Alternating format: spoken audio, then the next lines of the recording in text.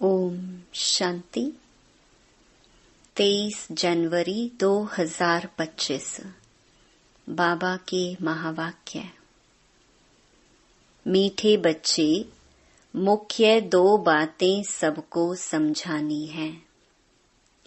एक तो बाप को याद करो, दूसरा 84 के चक्कर को जानो, फिर सब प्रश्न समाप्त हो जाएंगे। प्रश्न: बाप की महिमा में कौन से शब्द आते हैं जो श्री कृष्ण की महिमा में नहीं? उत्तर: वृक्षपति एक बाप है, श्री कृष्ण को वृक्षपति नहीं कहेंगे। पिताओं का पिता व पतियों का पति एक निराकार को कहा जाता, श्री कृष्ण को नहीं। दोनों की महिमा अलग अलग स्पष्ट करो। दूसरा प्रश्न: तुम बच्चे गांव गांव में कौन सा ढिंडोरा पिटवा दो? उत्तर: गांव गांव में ढिंडोरा पिटवा दो कि मनुष्य से देवता, नरकवासी से स्वर्गवासी कैसे बन सकते हो, आकर समझो। स्थापना विनाश कैसे होता है, आकर समझो। गीत: तुम ही हो माता, पिता तुम ही हो। ओम शांति। इस गीत के पिछाड़ी की जो लाइन आती है, तुम ही नैया तुम ही खिवैया, यह रॉन्ग है। जैसे आपे ही पूज्य आपे ही पुजारी कहते हैं, यह भी वैसे हो जाता है। ज्ञान की चमक वाले जो होंगे वह झट गीत को बंद कर देंगे, क्योंकि बाप की इंसल्ट हो जाती है। अभी तुम बच्चों को तो नॉलेज मिली है, दूसरे मनुष्यों को यह नॉलेज होती नहीं है। तुमको भी अभी ही मिलती है, फिर कभी होती ही नहीं।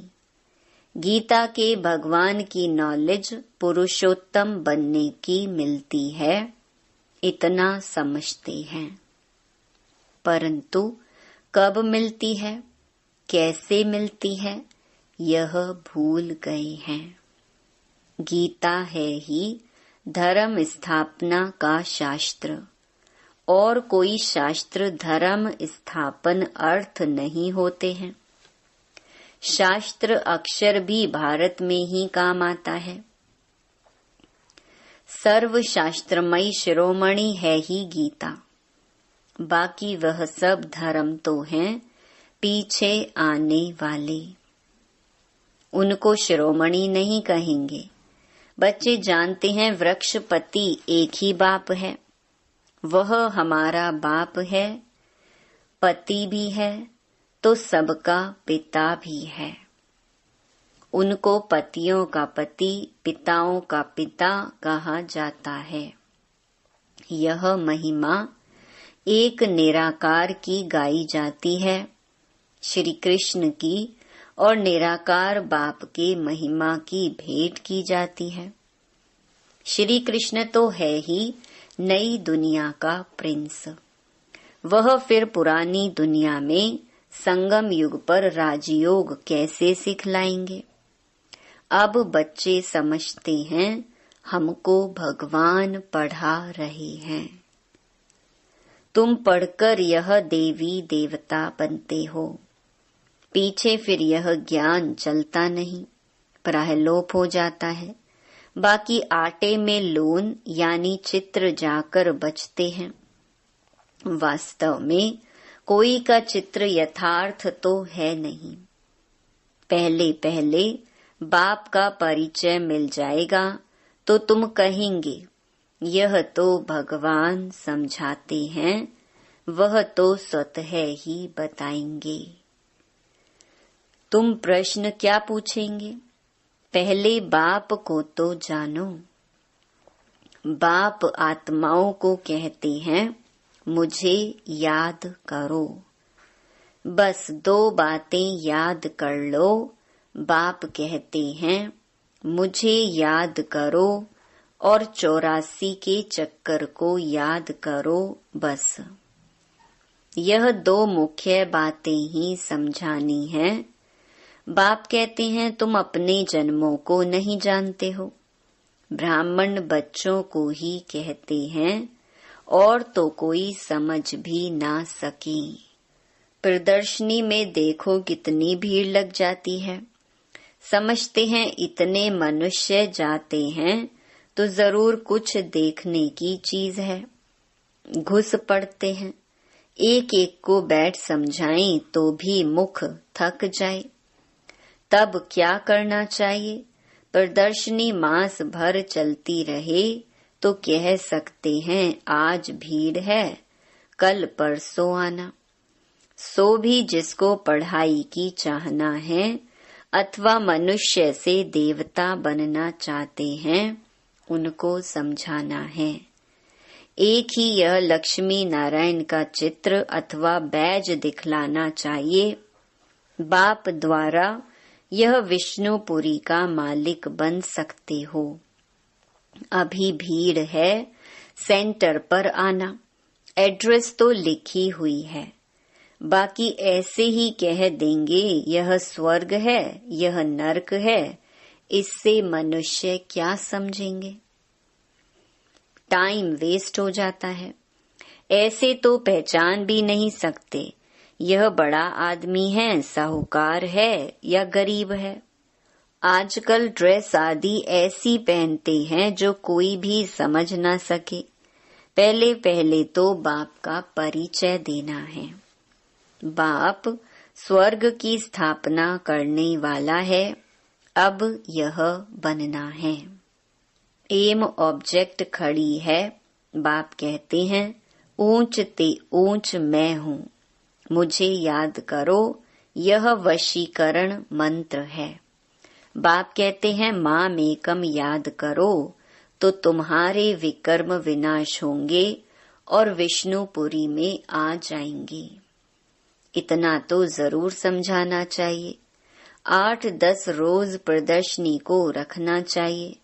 तुम गांव गांव में ढिंडोरा पिटवा दो कि मनुष्य से देवता, नरकवासी से स्वर्गवासी कैसे बन सकते हो। आकर समझो। स्थापना विनाश कैसे होता है, आकर समझो। युक्तियां बहुत हैं। तुम बच्चे जानते हो सतयुग और कलयुग में रात दिन का फर्क है। ब्रह्मा का दिन और ब्रह्मा की रात कहा जाता है। ब्रह्मा का दिन सो विष्णु का, विष्णु का सो ब्रह्मा का। बात एक ही है। ब्रह्मा के भी 84 जन्म, विष्णु के भी 84 जन्म। सिर्फ इस लीप जन्म का फर्क पड़ जाता है। यह बातें बुद्धि में बिठानी होती हैं। धारणा नहीं होगी तो किसको समझा कैसे सकेंगे। सिर्फ लक्ष्मी नारायण के चित्र के आगे ही यह पॉइंट्स सुनाओ। बाप द्वारा यह पद पाना है।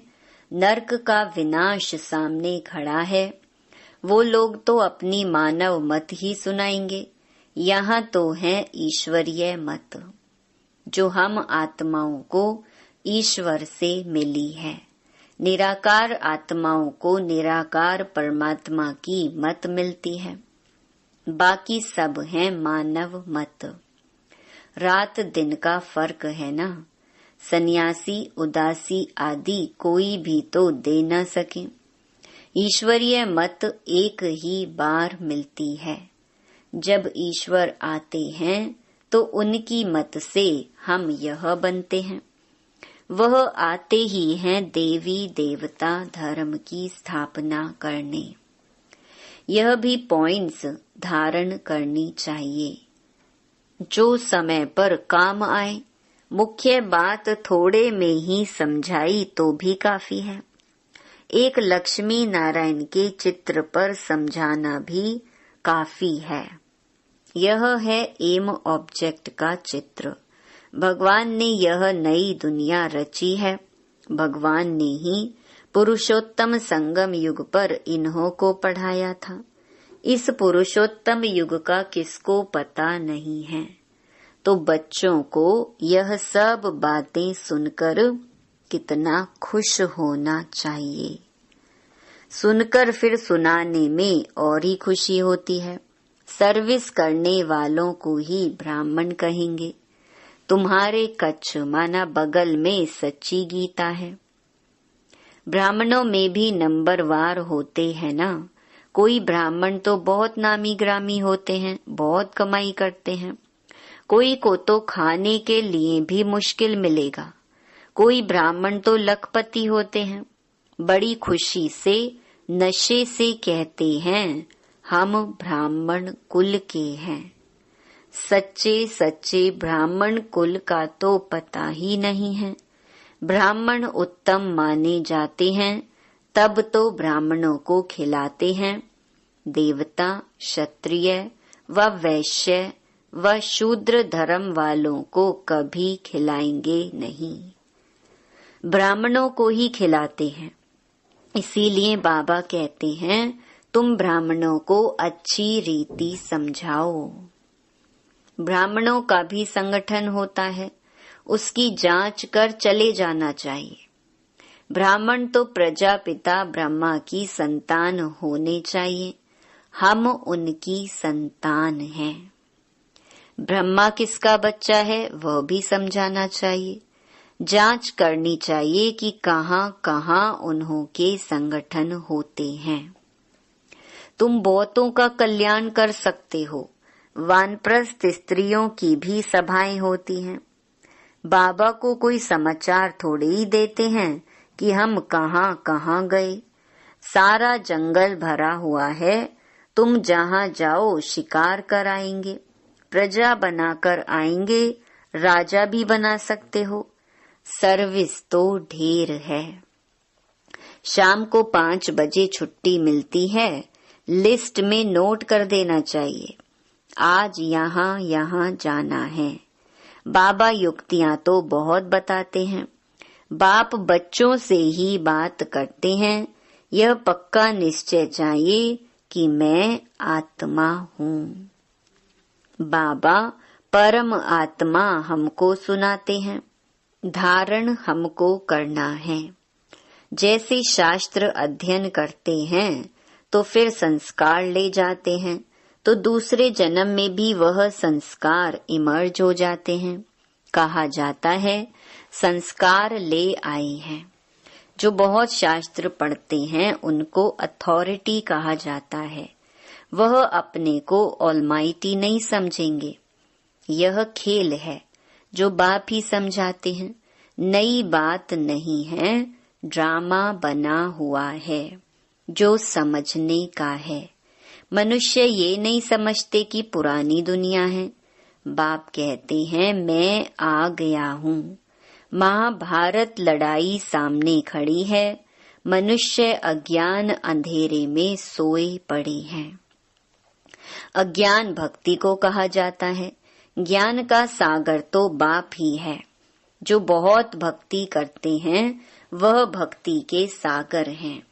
भक्त माला भी है ना। भक्त माला के भी नाम इकट्ठे करने चाहिए। भक्त माला द्वापर से कलयुग तक ही होगी। बच्चों को बहुत खुशी रहनी चाहिए। बहुत खुशी उनको होगी जो सारा दिन सर्विस करते रहेंगे। बाबा ने समझाया है माला तो बहुत लंबी होती है, हजारों की संख्या में, जिसको कोई कहां से खींचते हैं। कुछ तो होगा ना जो इतनी बड़ी माला बनाई है। मुख से राम राम कहते रहते हैं। यह भी पूछना पड़े किसको राम राम कह याद करते हो। तुम कहाँ भी सत्संग आदि में जाकर मिक्स हो बैठ सकते हो। हनुमान का मिसाल है ना।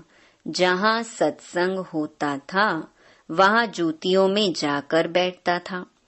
तुमको भी चांस लेना चाहिए। तुम बहुत सर्विस कर सकते हो। सर्विस में सफलता तब होगी जब ज्ञान की पॉइंट्स बुद्धि में होंगी। ज्ञान में मस्त होंगे।